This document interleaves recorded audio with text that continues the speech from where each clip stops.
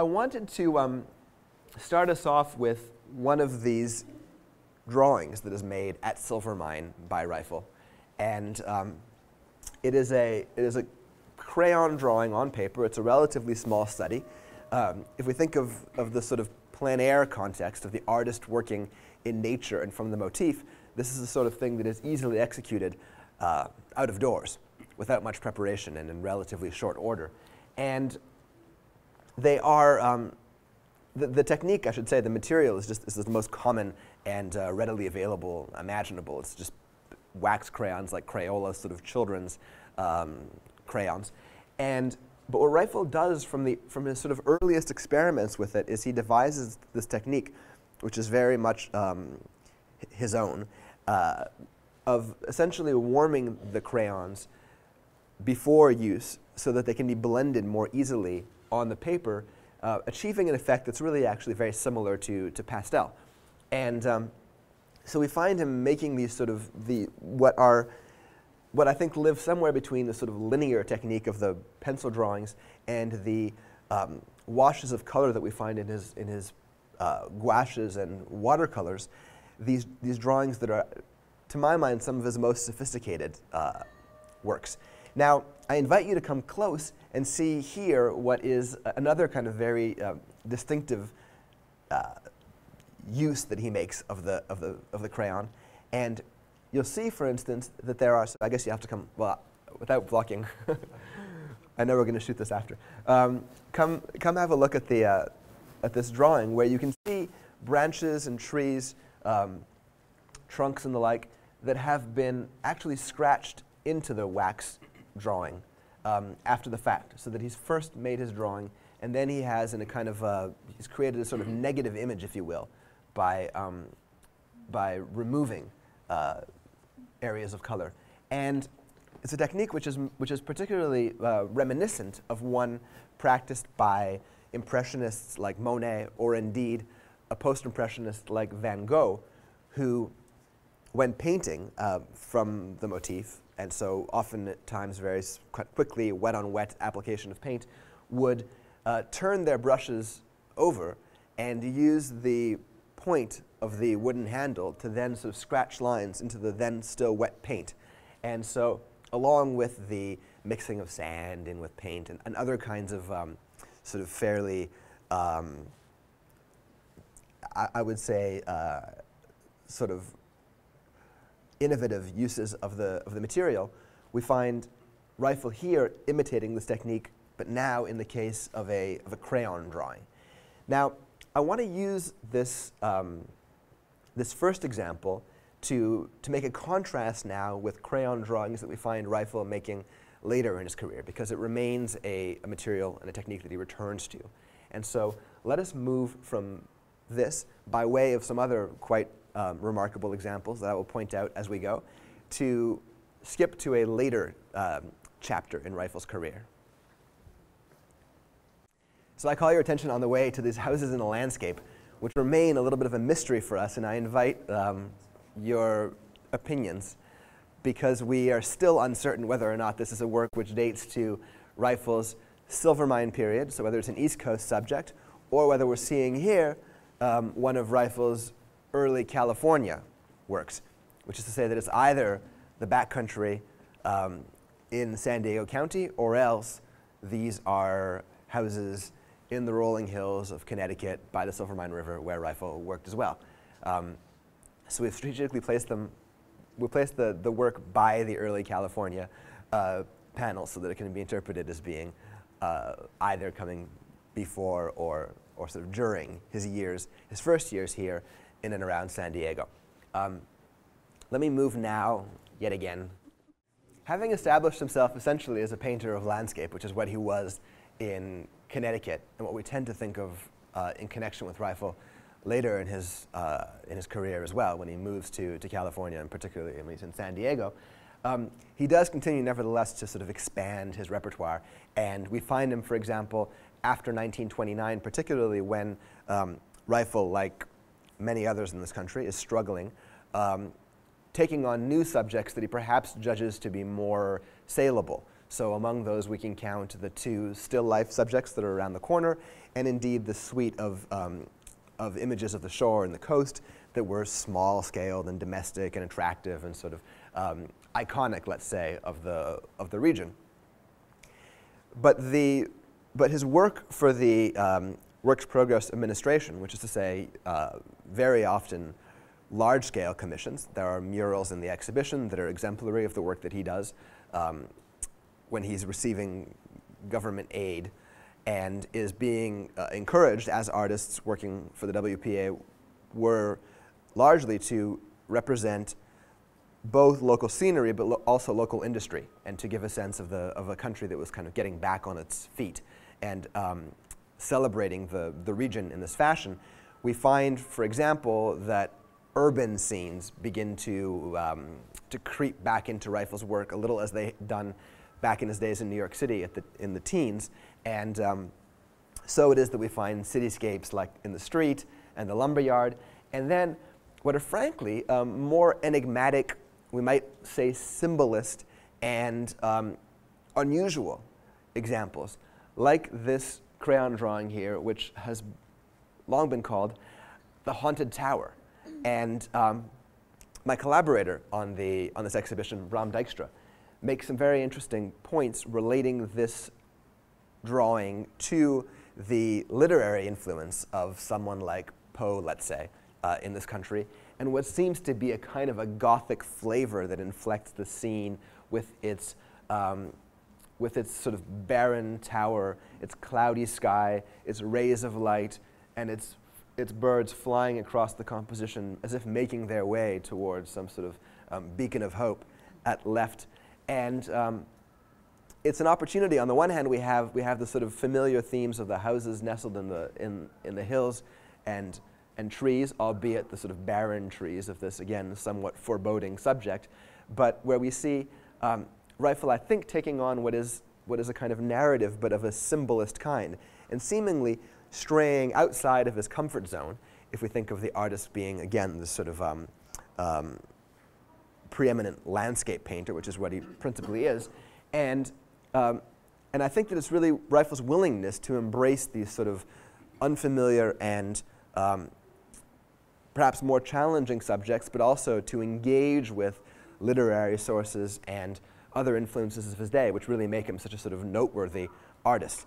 So with this in mind, let us move from this work of 1939 to a very late example, perhaps one of the latest works in the exhibition, the drawing which we've called an abstract landscape of around 1940.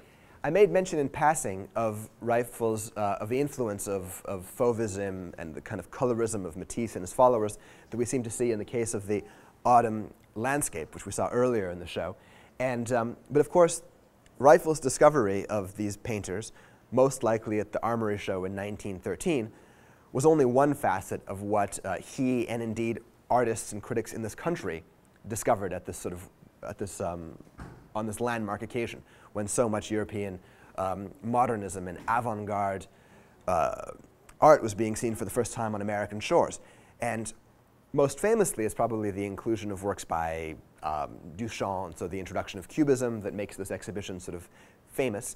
And for many, it would really be situated as the beginnings of what would develop into a sort of an engagement with abstract art, not only in this country, but in relation to developments in Europe.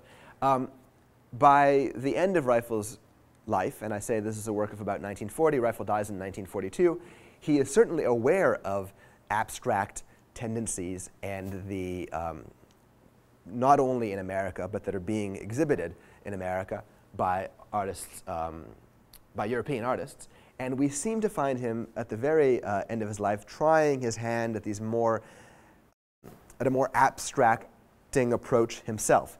He exhibits around this time a group of works that he calls abstract landscapes, which is where the title comes from. We suppose this to be possibly one of them because we know they were works like this. They were crayon drawings, not paintings.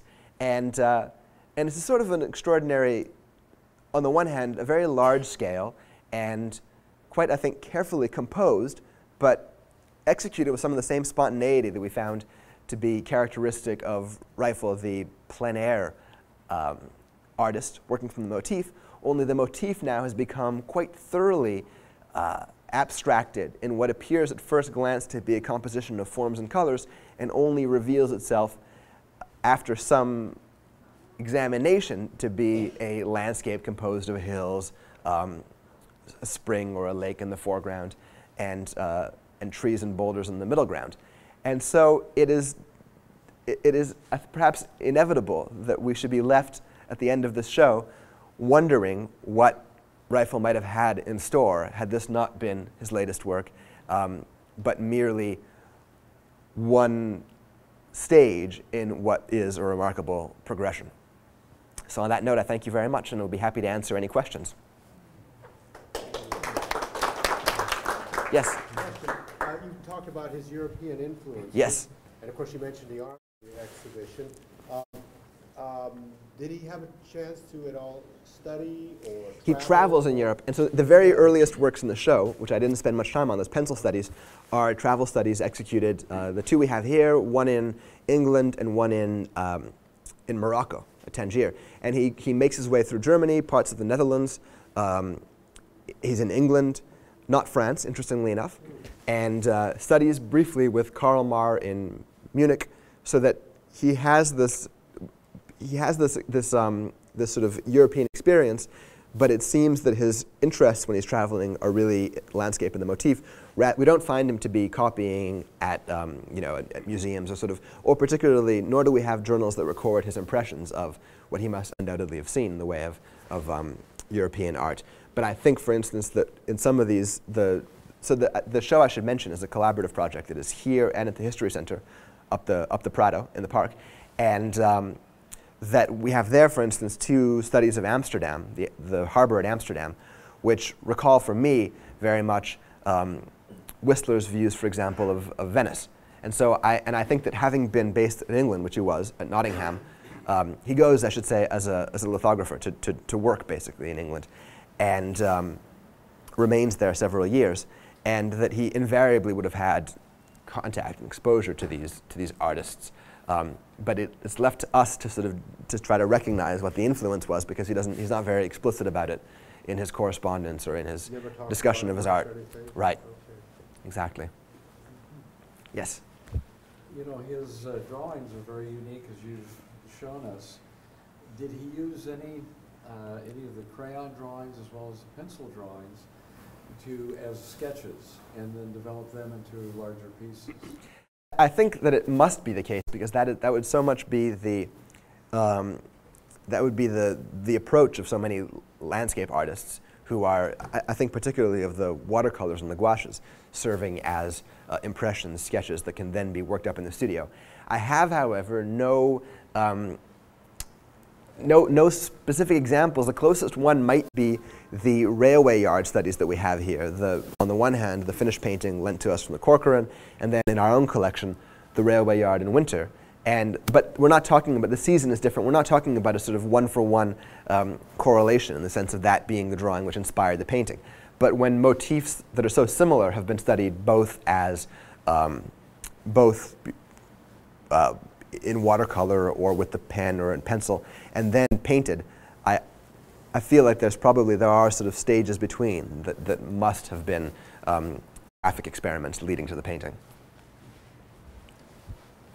I assume many of these works to be in private collections. Yes. And are they mostly California private collections? They are, in fact, although we have the loan that comes to us from DC, from the Corcoran Gallery, that painting at the front. And the collections that we've borrowed from are mostly local, partly as a practical consideration, and I haven't really talked so much about the way that his career is split between the East Coast and the West. And this is really what makes this exhibition significant in regards to other shows of Reiffel that have come before, is the fact that we're presenting that whole spectrum of his work, the earlier and later, side by side. And particularly when it comes to the later work, these California works, they tend to remain in California collections.